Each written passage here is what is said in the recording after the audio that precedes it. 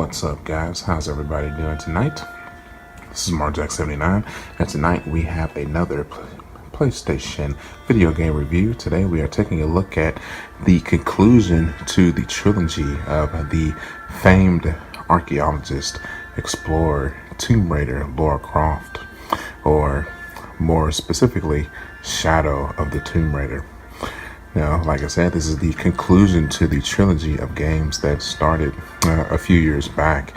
We had the re-release of the Tomb Raider franchise that introduced the origin story to Lara Croft that explained how she became the famed adventurer that we know and love today.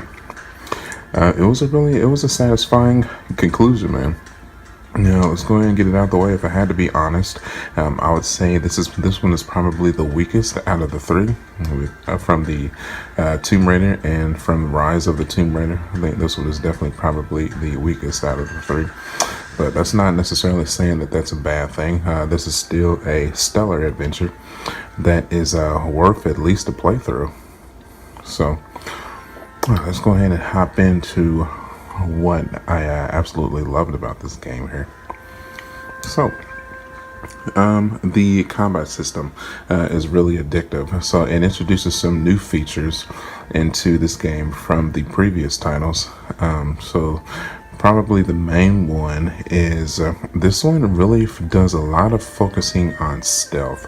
So you can hide in bushes, you can hide on the bushes on the wall.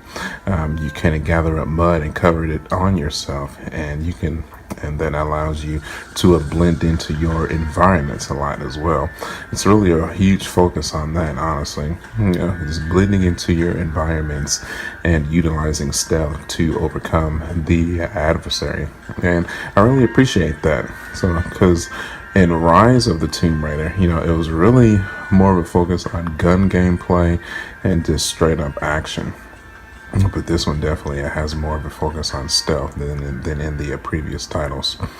So it doesn't necessarily make the game harder, but just different, honestly. Which leads me into my next point, the weapon system. So more than ever, it's definitely more of a focus on the bow and arrow gameplay. But they definitely, it's almost like the game would definitely would rather you use the bow and arrow than the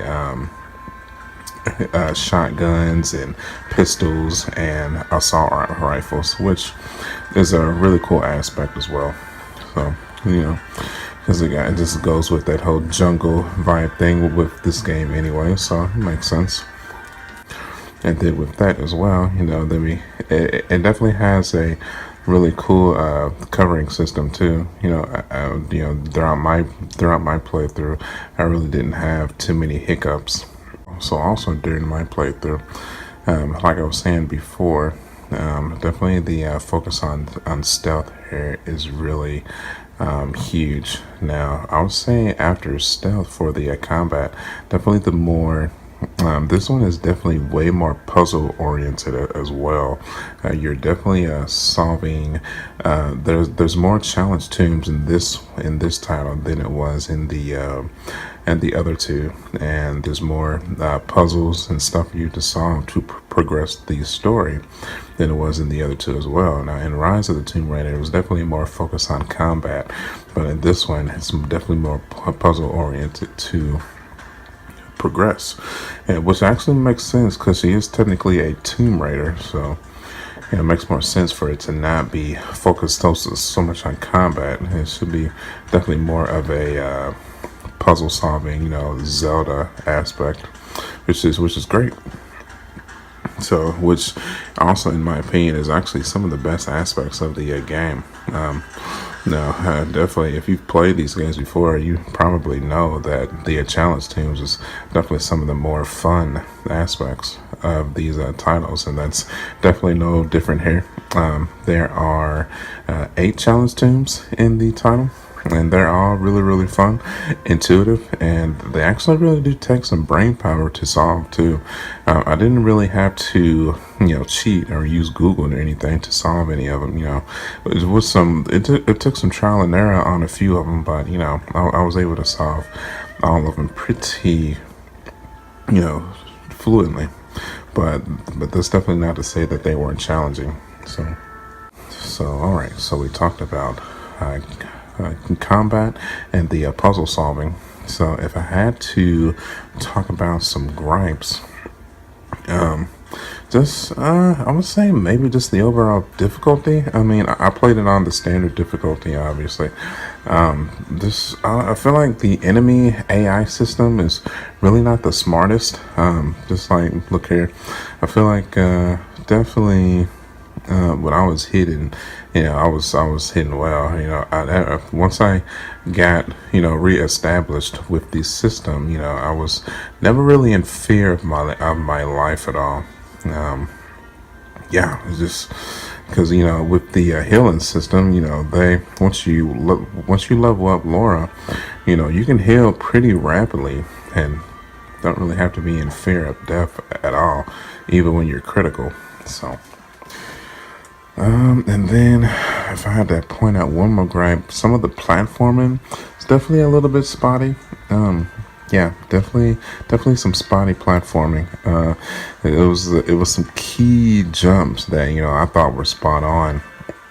That she would land and then not land, then it would be an instant death. And that would be pretty frustrating. Now it was a few instances where it just happened at time and time again. I was like, goodness gracious, okay.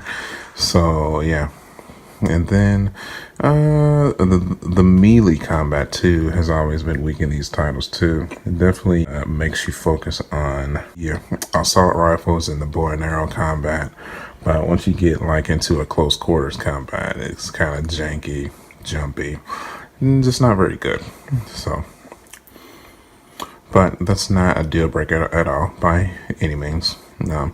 With these titles, I've always personally called them, watered down versions of the Uncharted franchise, which is definitely not a bad thing because I definitely hold the Uncharted titles to the highest regard and standard. And with their since they're not making any more Uncharted games currently, this series has been a good substitute to fill in that missing void. So another one of my favorite aspects of this game is story too. I think it does a really good job of giving us a conclusion to the origin story of Laura Croft. Her relationship with Jonah is probably, one of my favorite relationships in all of gaming. He is a really good companion. Yeah, man, their relationship is great. So it really does a really good job of like explaining like definitely from game to game like where she came from and her motivations and why she does what she does. And definitely I am hopeful for the future to maybe we'll get a new trilogy where she is the true Tomb Raider. I would definitely look forward to that, and I would be all in. But it definitely then of course like at the very end of the title it gives a very satisfying conclusion nod to how she to pretty much to where she ends up at the beginning of the original title as well. So that's really cool too. All right, so I've talked about story, combat, puzzle solving, some gripes. Now, if I had to rate this game, I would definitely go about an 8 out of 10. Like I said, it was a great time, man. Now, is it game of the year quality or did I love it? Nah, I wouldn't go that far. But like I said, it was definitely a satisfying conclusion to these series of games, and I was happy to have played them. And it's definitely worth a playthrough.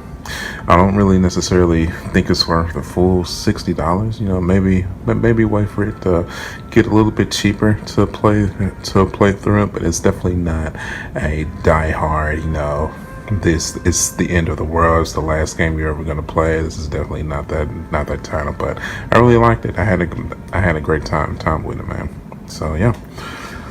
Alright, man, I feel like I've talked enough about this game. Hopefully, if I did anything today, I convinced you that this title is really good. And Laura Croft is a great character, and the combat is really fun in these games, and the puzzle solving is definitely some of gaming's best. So, and with that, we'll go ahead and end it there, guys. So if you like this video, do me a favor, go ahead and hit that like button. I would really appreciate it. And if you want to see more video game reviews, PlayStation titles, Nintendo titles, anything like that, you know what to do. Hit that subscribe button. You can follow me at youtube.com/markjack79 and facebook.com/markjack79 and markjack at Instagram and Twitter. And until then, I will see you guys on the next one. Oh, and if you made it to the end of the video, comment which game I should play next. Assassin's Creed Odyssey or Soul Calibur 6. Alright, until then, I'll catch you guys later. Bye.